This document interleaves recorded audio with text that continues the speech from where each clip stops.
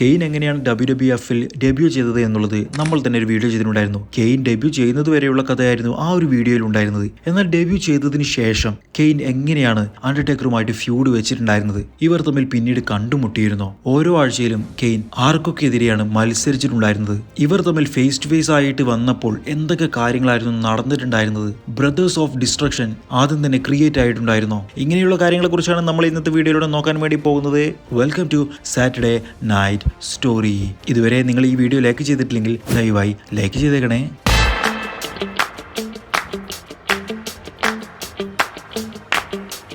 Kane തിരിച്ചു വന്നതിന് ശേഷം നടന്നിട്ടുണ്ടായിരുന്ന റോ എപ്പിസോഡിൽ പോൾ ബിയറും കെയ്നും കൂടി റിംഗിലേക്ക് കടന്നു വന്നു. കെയ്നിന്റെ ആദ്യത്തെ ശത്രുക്കൾ ആരൊക്കെയാണെന്ന് നിങ്ങൾക്കറിയാമോ? Jeff Hardy and Matt Hardy. അതെ, ബ്രോക്ക് ലെസ്നറിന്റെ ആദ്യത്തെ ശത്രുക്കളും ഇവർ തന്നെയായിരുന്നു. രണ്ടുപേരെയും തുടക്കത്തിൽ തന്നെ ഒരു ഡബിൾ ചോക്ക് സ്ലാം ചെയ്തുകൊണ്ടായിരുന്നു കെയ്ൻ തുടക്കം കുറിച്ചിട്ടുണ്ടായിരുന്നത്. അങ്ങനെ വിജയിച്ച് നിൽക്കുന്ന സമയത്ത് പോൾ ബിയറർ കെയ്നിനെ കുറിച്ച് അവിടെ സംസാരിക്കുകയുണ്ടായി. 20 വർഷങ്ങൾക്ക് മുമ്പ് നീ കൊന്നു എന്ന് വിചാരിച്ച്, മരിച്ചു എന്ന് വിചാരിച്ച് കളഞ്ഞിട്ടുണ്ടായിരുന്ന നിന്റെ അനിയനാണ് ഈ നിൽക്കുന്നത്, കെയ്നാണ് ഈ നിൽക്കുന്നത്. കെയ്നിന്റെ ഒരു കണ്ണിന് കാഴ്ചശക്തി, ഇതിന്റെ എല്ലാം തന്നെ കാരണം നീയാണ് അണ്ടർടേക്കർ. ഇനി ഞങ്ങൾ എന്താണ് ചെയ്യാൻ വേണ്ടി പോകുന്നതെന്ന് നിനക്കറിയാമോ? WWFിലുള്ള ഓരോരോ റെസ്ലേഴ്സിനെയും ഞങ്ങൾ എടുക്കും, എല്ലാ റെസ്ലേഴ്സിനെയും ഞങ്ങൾ ഡിസ്ട്രോയ് ചെയ്യും, എല്ലാ റെസ്ലേഴ്സിനെയും അടിച്ചൊതുക്കും. ഏറ്റവും അവസാനം നിന്നിലേക്ക് എത്തുന്നത് വരെ, നിന്നെ ഫേസ് ചെയ്യുന്നത് വരെ ഇത് തന്നെയായിരിക്കും ഞങ്ങളുടെ പരിപാടി എന്ന് പോൾ ബിയറർ പറഞ്ഞു. ഇനി ഏതൊക്കെ ദിവസങ്ങളിൽ നീ കണ്ണടച്ചുറങ്ങുമ്പോഴും നിന്റെ മനസ്സിലുണ്ടായിരിക്കുക നീ അന്ന് കത്തിച്ച ആ ഒരു ദിവസം തന്നെയായിരിക്കും. കെയ്നിന്റെ മുഖമായിരിക്കും നിന്റെ മനസ്സിലേക്ക് ഉണ്ടായിരിക്കുക. നിന്റെ ഏറ്റവും വലിയ ദുസ്വപ്നമായിട്ടുള്ള കെയ്ൻ ഇന്നു മുതൽ തുടങ്ങുകയാണ് എന്നായിരുന്നു പോൾ ബിയറർ അവിടെ പറഞ്ഞ് അവസാനിപ്പിച്ചത്. പിന്നീട് നടന്ന റോ എപ്പിസോഡിൽ ഏതോ ഒരു റൂക്കി പ്ലെയറുമായിട്ട്, ഒരു ജോബറുമായിട്ട് കെയ്നിന്റെ ഒരു മത്സരം ഉണ്ടായി. കെയ്നിന്റെ ഈ ഒരു മത്സരത്തിൽ അവിടെ മുഴുവൻ ബാക്ക്ഗ്രൗണ്ടിൽ റെഡ് കളർ ഉപയോഗിച്ചിട്ടുണ്ടായിരുന്നു. ബ്രേ വൈറ്റിന്റെ മത്സരങ്ങളിലെല്ലാം തന്നെ നമ്മൾ റെഡ് കളർ ബാക്ക്ഗ്രൗണ്ട് കണ്ടിട്ടുണ്ടായിരുന്നല്ലോ. അത് തുടങ്ങിയിട്ടുണ്ടായിരുന്നത് കെയ്നിന്റെ ഈ മത്സരങ്ങളിൽ നിന്ന് തന്നെയായിരുന്നു. കെയ്ൻ വരുന്നു,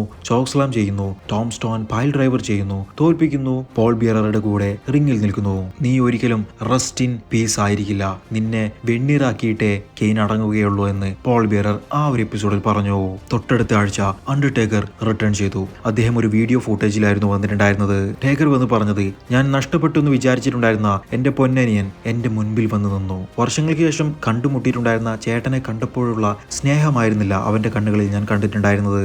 ദേഷ്യം കലർത്തിയ ഒരു മുഖഭാവം തന്നെയായിരുന്നു. അവനിൽ ആരോ വിഷം കുത്തിവെച്ചിട്ടുണ്ട്. അതാരാണെന്നുള്ളത് ഞാൻ പറയേണ്ട ആവശ്യമില്ലല്ലോ. അതെ പോൾ ബിയറർ, നീ ഒരു വിഷമാണ്. നീ എന്തൊക്കെ വിഷം കുത്തിവെച്ചു കഴിഞ്ഞാലും എനിക്കൊരു കുഴപ്പവുമില്ല. കാരണം ഞാൻ എന്റെ ബ്രദറുമായിട്ട് ഒരിക്കലും മത്സരിക്കില്ല, എന്റെ അനിയനെ ഞാൻ തല്ലില്ല.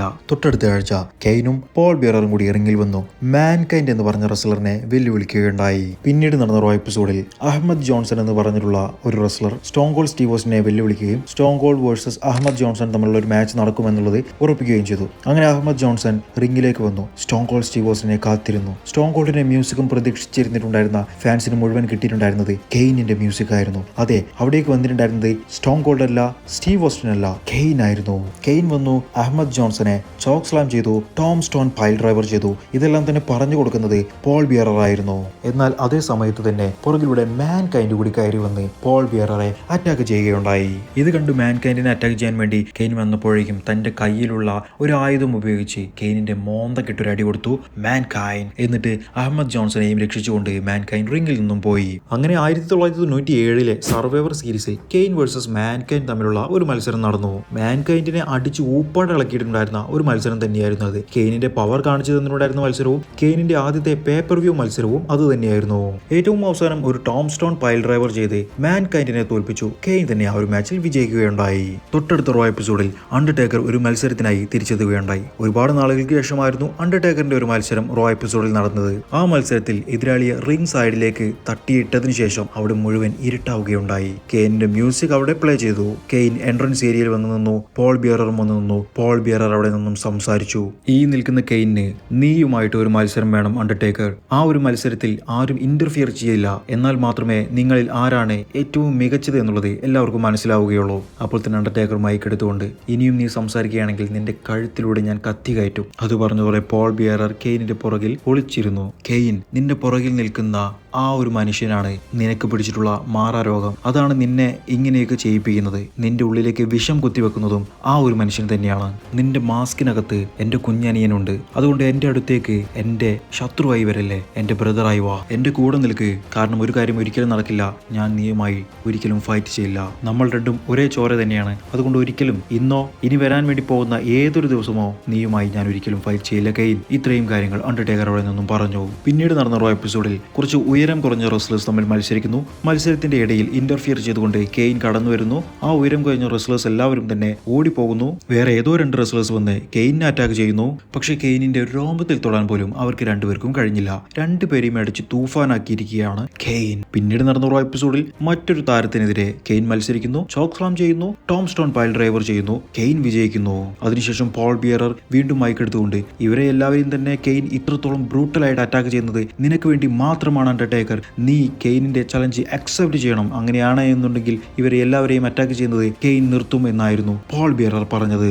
പിന്നീട് നടന്ന റോ എപ്പിസോഡിൽ റോഡ് വാരിയർ ആനിമൽസിന്റെ ടാഗ് ടീം മാച്ച് നടന്നിട്ടുണ്ടായിരുന്നു. ഈ ഒരു മാച്ചിന്റെ ഇടയ്ക്ക് കെയ്ൻ ഇന്റർഫിയർ ചെയ്ത് വരികയുണ്ടായി. വരുന്നു, ഇവരെ അറ്റാക്ക് ചെയ്യുന്നു. ടോം സ്റ്റോൺ പൈൽ ഡ്രൈവർ ചെയ്യുന്നു. കെയ്ൻ റിംഗിൽ നിന്നും ഇറങ്ങി പോകുന്നു. പിന്നീട് നടന്ന റോ എപ്പിസോഡിൽ അണ്ടർടേക്കർ റിംഗിലേക്ക് വന്നു. മൈക്കിൾ കോൾ ആയിരുന്നു ഇന്റർവ്യൂ എടുത്തിട്ടുണ്ടായിരുന്നത്. 1998 റോയൽ റംബിളിൽ ഷോൺ മൈക്കിൾസിനെതിരെ WWF ചാമ്പ്യൻഷിപ്പിന് വേണ്ടി അണ്ടർടേക്കർ മത്സരിക്കുന്നുണ്ട്. അതിനെക്കുറിച്ച് സംസാരിക്കാനായിരുന്നു ടേക്കറിനെ റിംഗിലേക്ക് വിളിച്ചിട്ടുണ്ടായിരുന്നത്. ആ ഒരു മാച്ച് ഒരു കാസ്കറ്റ് മാച്ച് ആയിരിക്കും എന്നുള്ളത് മൈക്കിൾ കോൾ ഓർമ്മിപ്പിച്ചു. കാസ്കറ്റ് മാച്ചിലും ഷോൺ മൈക്കിൾസിനെതിരെയുള്ള മാച്ചിലും തനിക്ക് വിജയിക്കാൻ കഴിയുമെന്നുള്ള 100% കോൺഫിഡൻസ് കൂടിയായിരുന്നു അണ്ടർടേക്കർ അവിടെ കാണിച്ചിട്ടുണ്ടായിരുന്നത്. അങ്ങനെ സംസാരിക്കുന്നതിന്റെ ഇടയിൽ അതാ വരുന്നു കെയ്നിന്റെ മ്യൂസിക്. കെയ്നും പോൾ ബിയററും കൂടി റിംഗിലേക്ക് കയറി വന്നു. Kane versus Undertaker face to face again. എല്ലാവരും കാത്തിരുന്നിട്ടുണ്ടായിരുന്ന ആ ഒരു നിമിഷം. പോൾ ബിയറർ പറഞ്ഞത് 20 വർഷക്കാലത്തോളം കെയ്ൻ അനുഭവിച്ചിട്ടുണ്ടായിരുന്ന കാര്യങ്ങളെല്ലാം നിന്നെ അനുഭവിപ്പിക്കാൻ വേണ്ടിയിട്ടാണ് ഇപ്പോഴുള്ള WWE താരങ്ങളെ മുഴുവൻ കെയ്ൻ കയറി അറ്റാക്ക് ചെയ്യുന്നത്. നീ വിചാരിച്ചാൽ ആ അറ്റാക്ക് എല്ലാം തന്നെ നിർത്താൻ കഴിയും. കെയ്നുമായിട്ട് നീ ഒരു മാച്ചിന് സമ്മതിച്ചാൽ മതി. അത് പറഞ്ഞുകൊണ്ടിരിക്കുന്നതിന്റെ ആ സമയത്ത് തന്നെ കെയ്നിന്റെ വക ടേക്കറിന്റെ മോന്തക്കിട്ട് ഒരു സ്ലാപ്പ് ആയിരുന്നു കൊടുത്തത്. അതായത് മോന്തക്കടി. രണ്ടാമത്തെ അടി കൊടുത്തപ്പോഴേക്കും ടേക്കർ കെയ്നിന്റെ കൈ പിടിച്ചു വെച്ചു. ഫേസ് ടു ഫേസ് ആയിട്ട് നിന്നു. വേണ്ട എന്ന് പറഞ്ഞ് അണ്ടർടേക്കർ റിംഗിൽ നിന്നും പുറത്തേക്ക് ഇറങ്ങി ബാക്ക് സ്റ്റേജിലേക്ക് പോവുകയുണ്ടായി. പിന്നീട് നടന്ന ഒരു റോ എപ്പിസോഡിൽ അണ്ടർടേക്കർ വേഴ്സസ് ദ റോക്ക് തമ്മിലുള്ള ഒരു സിംഗിൾസ് മാച്ച് നടക്കുകയുണ്ടായി. ഈ ഒരു സമയത്ത് റോക്ക് നാഷൻ ഓഫ് ഡോമിനേഷൻ എന്ന് പറഞ്ഞിട്ടുള്ള ഫാക്ഷനിലെ ഒരു അംഗം കൂടിയായിരുന്നു. ആ ഒരു മാച്ചിന്റെ അവസാനം റോക്കിനെ ടോം സ്റ്റോൺ പൈൽ ഡ്രൈവർ ചെയ്തു നിൽക്കുന്ന അതേ മൊമെന്റിൽ തന്നെയായിരുന്നു കെയ്ൻ അവിടേക്ക് വന്നിട്ടുണ്ടായിരുന്നത്. പോൾ ബിയറർ പറഞ്ഞത്, കഴിഞ്ഞ ആഴ്ച ഞാൻ നിനക്കൊരു സമയം തന്നിട്ടുള്ളതാണ് കെയ്നുമായിട്ടുള്ള മത്സരത്തിന് സമ്മതിക്കാൻ വേണ്ടി. പക്ഷെ നീ സമ്മതിച്ചില്ല. നീ അവിടെ നിന്നും ഒന്നും പറയാതെ ഇറങ്ങി പോകുന്നതാണ് കണ്ടത്. അതുകൊണ്ടാണ് നിന്റെ മാച്ചിൽ ഇന്റർഫിയർ ചെയ്ത് ഞങ്ങൾ കയറി വന്നിട്ടുള്ളത്. അങ്ങനെ സംസാരിക്കുന്നതിന്റെ ഇടയിൽ അണ്ടർടേക്കർ പോൾ ബിയറിന്റെ കഴുത്തിന് പിടിച്ചു. കെയ്നിന്റെ വക ടേക്കറിന് വീണ്ടും ഒരു അടി കിട്ടി. കെയ്ൻ ടേക്കറിനെ അറ്റാക്ക് ചെയ്തുകൊണ്ടിരിക്കുന്നു. ടേക്കർ കെയ്നിന്റെ കഴുത്തിന് ഒരൊറ്റപ്പെടുത്തും. ഫാൻസ് മുഴുവൻ ടേക്കറിന് വേണ്ടി ചാൻറ്റ് ചെയ്യുകയുണ്ടായി. പക്ഷെ ടേക്കർ ഒന്നും ചെയ്തില്ല. കൈയെടുത്തു. കെയ്ൻ വീണ്ടും ടേക്കറെ അറ്റാക്ക് ചെയ്ത് ഒരു മൂലയിലിട്ട് ചവിട്ടിക്കൂട്ടി. എന്നിട്ട് കെയ്നിന്റെ പവർ ഉപയോഗിച്ച് കോർണർ പോസ്റ്റുകളിൽ നിന്നും തീ തുപ്പിക്കുകയുണ്ടായി. പിന്നീട് ഒരു റോ എപ്പിസോഡിൽ ചെയിൻസ് എന്ന് പറഞ്ഞിട്ടുള്ള ഒരു ഫാക്ഷൻ ഉണ്ടായിരുന്നു. ആ ഒരു ഫാക്ഷൻ വന്നിട്ട്, നീ WWE എല്ലാ സൂപ്പർ സ്റ്റാറുകളെയും അറ്റാക്ക് ചെയ്യുന്നുണ്ടെന്ന് കേട്ടു, എന്നാൽ ഞങ്ങളെയും നിനക്ക് അറ്റാക്ക് ചെയ്യാൻ കഴിയുമോ? അണ്ടർടേക്കറിന്റെ ബ്രദർ ആണെന്നെല്ലാം തന്നെ പറഞ്ഞ് നീ ഇവിടെ വന്ന് ആളാകുന്നുണ്ട്, എന്നാൽ നിനക്ക് ഞങ്ങളെ ഫേസ് ചെയ്യാൻ കഴിയോ? അങ്ങനെ കെയ്നെ ചെയിൻസ് എന്ന് പറഞ്ഞ ഈ ഒരു ഫാക്ഷൻ വെല്ലുവിളിക്കുകയുണ്ടായി. റിംഗിൽ വന്നിട്ടായിരുന്നു അവർ വെല്ലുവിളിച്ചിട്ടുണ്ടായിരുന്നത്. ഇവർ 6 പേരടങ്ങുന്ന ഒരു ടീം തന്നെയായിരുന്നു. കെയ്ൻ റിംഗിലേക്ക് എത്തിയപ്പോഴേക്കും ഈ 6 പേരും കെയ്നെ വളയുകയുണ്ടായി. കെയ്ൻ അദ്ദേഹത്തിന്റെ സിഗ്നേച്ചർ ആയിട്ടുള്ള ആ ഒരു തീ തുപ്പിക്കുന്ന എഫക്ട് ചെയ്യാൻ വേണ്ടി നോക്കിയപ്പോൾ അതാ കേൾക്കുന്നു മരണമണി. അതെ, അണ്ടർടേക്കറിന്റെ മ്യൂസിക് ആയിരുന്നു അവിടെ കേട്ടിട്ടുണ്ടായിരുന്നത്. ഫാൻസിന് മുഴുവൻ സന്തോഷമായിരുന്നു ടേക്കറിന്റെ മ്യൂസിക് അവിടെ കേട്ടപ്പോൾ. മ്യൂസിക് മാത്രമായിരുന്നില്ല, ടേക്കർ റിംഗിലേക്ക് കയറി വന്ന് ഈ 6 പേരെയും അറ്റാക്ക് ചെയ്തു. അതെ, കെയ്നും അണ്ടർടേക്കറും ഒരുമിച്ച് നിന്നുകൊണ്ട് ഈ വില്ലന്മാരെ മുഴുവൻ, ചെയിൻസ് എന്ന് പറഞ്ഞിട്ടുള്ള ടീമിനെ മുഴുവൻ അറ്റാക്ക് ചെയ്യുന്നതായിരുന്നു നമുക്ക് കാണാൻ സാധിച്ചത്.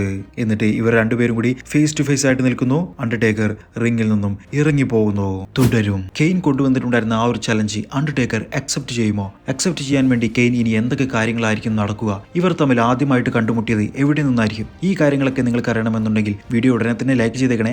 ഈ ഒരു വീഡിയോക്ക് 1500 ലൈക്കുകൾ ആവുകയാണ് എന്നുണ്ടെങ്കിൽ നമ്മൾ ഇതിന്റെ അടുത്ത ഭാഗം അപ്ലോഡ് ചെയ്യുന്നതായിരിക്കും. അടുത്തയാഴ്ച മറ്റൊരു താരത്തിന്റെ മറ്റേതെങ്കിലും അടിപൊളി കഥയുമായിട്ട് ഞാൻ വരാം. അതുവരെയും ബൈ ഗൈസ്.